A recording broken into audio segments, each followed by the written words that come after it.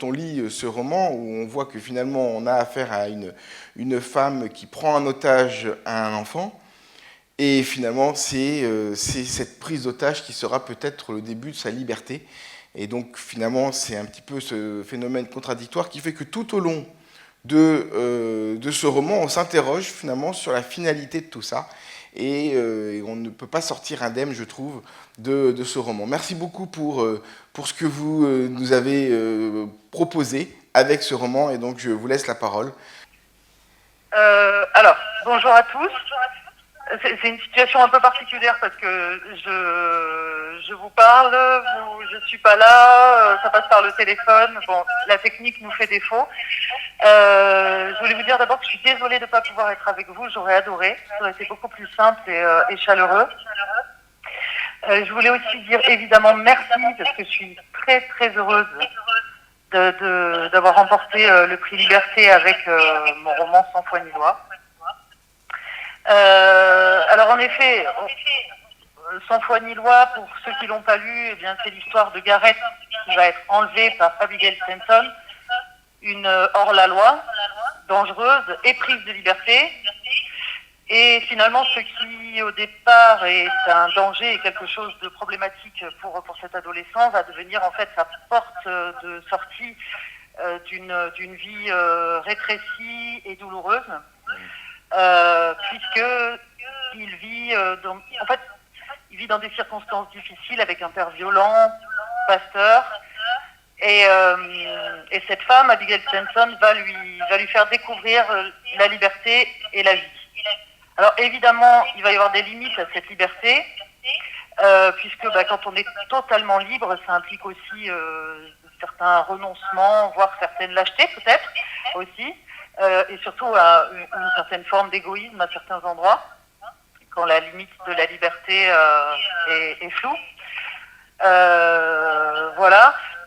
Je crois que je peux résumer en disant que le sujet, c'est la construction de soi à travers une figure de liberté face à la violence et l'obscurantisme. Je dois dire qu'en ces temps chaotiques et difficiles où on se retrouve avec l'extrême droite aux portes du pouvoir, je suis assez heureuse que ce roman ait trouvé un écho, parce que je pense que derrière cette histoire d'aventure qui peut séduire des adolescents par les péripéties, le côté western, etc., je pense que c'est un roman qui parle fondamentalement de cette question de la liberté. Et voilà, donc en ça, je suis très heureuse, et je suis très émue que les lecteurs aient choisi mon roman.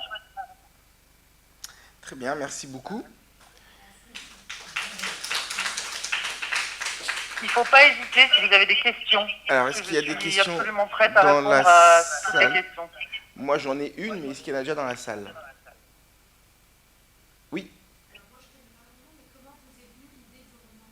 Alors, je vais relayer les questions. Comment vous est venue l'idée du roman? L'idée du roman, comment elle m'est venue? Souvent, ça arrive avec des scènes. Alors, le problème avec Sans foi ni loi, c'est qu'il y a une scène très très importante qui est arrivée très vite dans ma tête. Mais pour ceux qui n'ont pas encore lu le roman, je ne peux pas en parler parce que ce serait vraiment spoiler quelque chose d'important du roman. Mais l'idée, c'était de parler de toutes les questions que je viens de vous évoquer, mais à travers un genre qui était le genre du western, qui est un genre essentiellement masculin, que j'aimais regarder avec mon père quand j'étais enfant, jusqu'au jour où je me suis rendu compte qu'il n'y avait jamais de femmes, ou alors qu'elles étaient réduites à des rôles très subalternes et à la merci du héros. Et j'ai eu très envie de renverser cette vision-là et de créer une héroïne singulière qui marque les esprits et qui n'est rien à envier à un Clint Eastwood. Vous avez d'autres questions? Alors moi j'en ai une. Ce jeune Gareth qui est pris en otage a comme père un pasteur.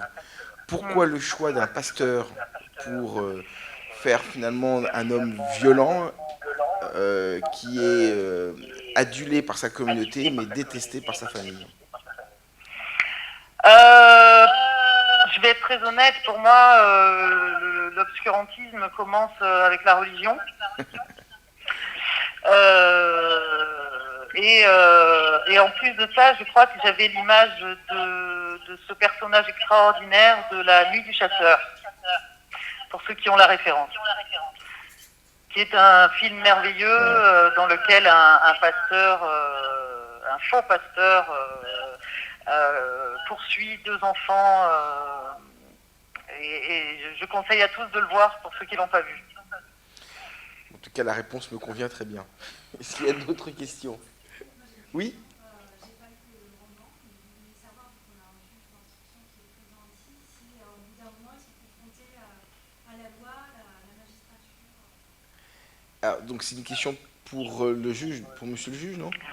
Ah, est-ce que... Donc, la question c'est est-ce que vous avez été à un moment donné confronté à la justice? Alors peut-être pas forcément à titre personnel, hein, en tant que... Moi, Dans le personnage, oui. Pour créer mon personnage, non, C'est mais ça. par ailleurs, oui. Je ne sais pas si la question vient d'une personne qui a lu mon dernier roman Non. en adulte, qui s'appelle Nos armes. Non? Non.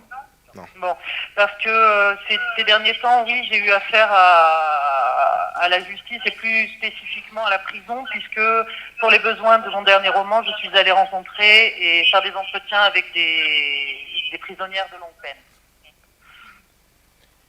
Ok. D'autres questions? Alors, comme le roman est un western, est-ce qu'il est prévu à un moment donné qu'il puisse être tourné justement en western? Est-ce que vous avez eu des propositions pour en faire un film? Oui, tout à fait, avec un projet qui m'a l'air génial, mais comme le cinéma c'est très très long et très très compliqué, ce serait sans doute un film onéreux. Et pour l'instant, le réalisateur intéressé est plutôt en recherche de partenariats en termes de producteurs, diffuseurs, mais il y a un projet qui est là, qui a l'air de bien l'obséder, et tant mieux parce que je sens que si on lui en donne les moyens, il pourra faire quelque chose de très très beau. Alors, on vous donnera la liste, mais nous, on est très intéressés pour participer à l'avant-première. Hein. J'y penserai. Merci. Est-ce qu'il y a d'autres questions? Alors, moi, je voudrais demander, est-ce que Madame Mascoul est là? Madame Mascoul, est-ce que Madame Mascoul est là? Madame Bascoul. Bascoul.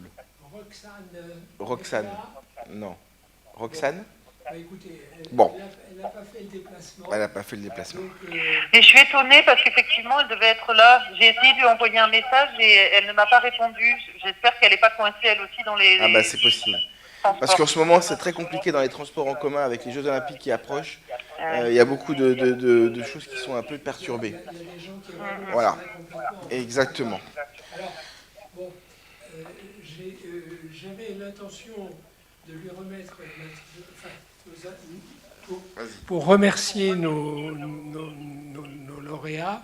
Nous n'avons pas les moyens du Goncourt ni du Femina, mais on leur offre toujours un petit cadeau symbolique, etc. Donc je pensais le donner à Madame Bascoul. Je ferai en sorte qu'il vous parvienne dans les jours qui viennent. Un grand merci en tout cas. Et le fait d'avoir ce prix-là, c'est déjà une très très belle récompense. Merci beaucoup. Et nous allons, mais ça nous encourage aussi à continuer quand on voit le succès des livres qui sont récompensés. Exactement. Vous voyez, par exemple, là, vous avez une salle très clairsemée. Et nous avons toute une classe qui devait venir. et qui a dû renoncer à venir, je ne sais pas pour quelle raison, mais en tout cas, ils ne sont pas là. Donc ça pose des petits problèmes de transport. Ouais, en ce moment, c'est compliqué. En ce moment. En tout cas, bravo pour votre roman. Franchement, moi, je l'ai lu et j'ai beaucoup aimé. Donc, il est en vente là, hein, au bout de la salle. Donc, je vous encourage. Pour tous ceux qui ne l'ont pas encore lu et qui ne l'ont pas encore acheté, allez-y. C'est le moment. Voilà. Merci beaucoup. Merci beaucoup à vous. Au revoir Marion, à bientôt. Pour tous avec ce roman et donc